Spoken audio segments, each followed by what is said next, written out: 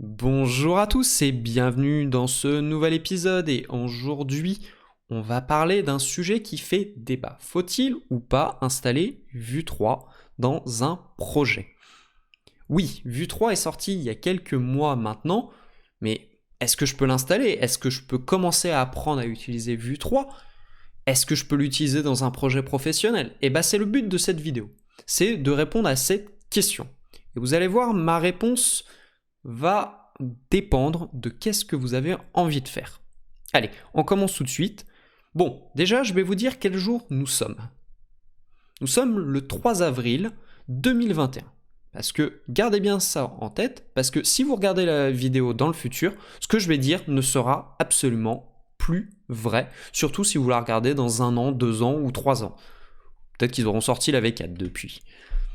Alors, vous vous êtes retrouvé comme moi quand vous avez voulu installer votre nouveau projet Vue, à avoir ce petit message-là qui vous dit installez Vue ou installez Vue 3. Et choisis quoi? La question c'est pas qu'est-ce que vous allez choisir, mais qu'est-ce que vous avez envie de faire. Donc, on va commencer déjà par une approche professionnelle. Vous vous lancez dans un nouveau projet professionnel. Surtout, n'utilisez pas Vue 3. Parce que Vue 3 est sorti il y a quelques mois, donc je pense qu'il y a encore pas mal de bugs. Il y a en plus de nouveaux concepts qui ont été introduits dans Vue 3, et le point qui moi me pose le plus de problèmes, et c'est pour ça que je vous le déconseille, c'est que Vue 3 est sorti. Oui, il fonctionne. Oui. Il est bien. Oui. Mais, et c'est là le mais, c'est là l'important, l'écosystème de Vue n'est pas prêt.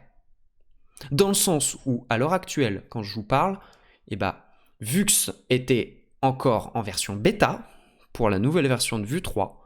Le routeur, il semble me souvenir qu'il est passé récemment en version utilisable.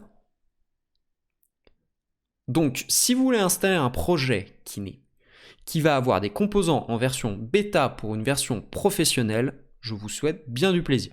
En plus de ça, si vous utilisez des composants graphiques, et moi c'est pour ça que je n'ai toujours pas lancé de projet Vue 3 à part pour faire des tests, des nouveautés, c'est que des frameworks comme Vuetify ont annoncé que, avec le retard qui a été pris sur le déploiement de Vue 3, ils ne seront prêts que dans 6 mois quoi. Ils ont dit Q2 pour la première version de Vuetify pour Vue 3.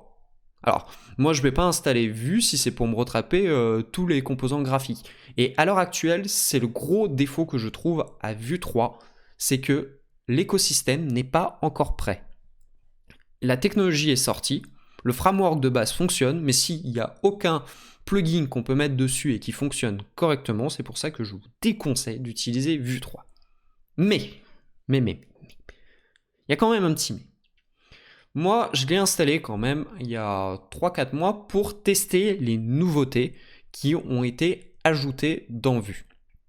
Et surtout, savoir un peu à quelle sauce on va être mangé. Alors, il y a du bien, il y a du pas bien. Il y a des trucs qui m'embêtent, il y a des trucs qui m'énervent. Et je vais vous dire, si vous voulez tester, moi je vous encourage à aller tester. Déjà pour aller voir les composition API, les systèmes de... Il y a un truc maintenant où on peut faire des composants qui se téléportent. C'est très très bien, ça permet de voir ce qui va se passer. Ça va vous permettre de voir que la migration vers Vue 3 ne sera pas forcément aisée, ne sera pas forcément facile, même si j'ai lu quelque part qu'ils avaient mis en place une façon de faire pour convertir automatiquement des composants Vue 2 en Vue 3. Moi, il y a des trucs qui me gênent parce qu'il y a des fonctionnalités qui vont disparaître en Vue 2, en Vue 3. Mais bon.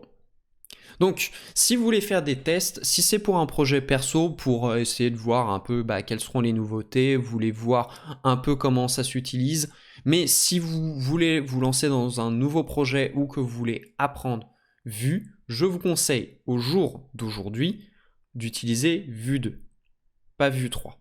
Parce que déjà, vous ne trouverez pas de boulot. Parce que les projets qui seront lancés en Vue 3, déjà, c'est ceux qui seront dans 6 mois. Donc le temps qu'ils deviennent à peu près matures, ça sera dans 1 an.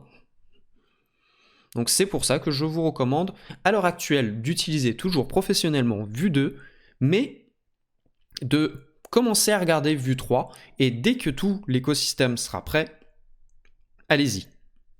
Parce que le jour où tout l'écosystème sera prêt, je vous conseille d'essayer de passer vos projets le plus rapidement sur Vue 3. De faire la migration, parce que sinon, si vous attendez, plus vous allez attendre, plus ça sera compliqué, et quand Vue 2 sera arrivé en fin de vie, et que vous n'avez pas fait la migration, je vous souhaite bien du plaisir pour faire la migration vers Vue 3. Mais je suis d'accord avec vous, l'écosystème n'est pas prêt. Et sur ce, on se retrouve pour un prochain épisode, et j'espère que cet éclairage sur Vue 2 et Vue 3 vous a été utile. Allez, sur ce, on se retrouve pour un prochain épisode. Allez, ciao et gros bisous.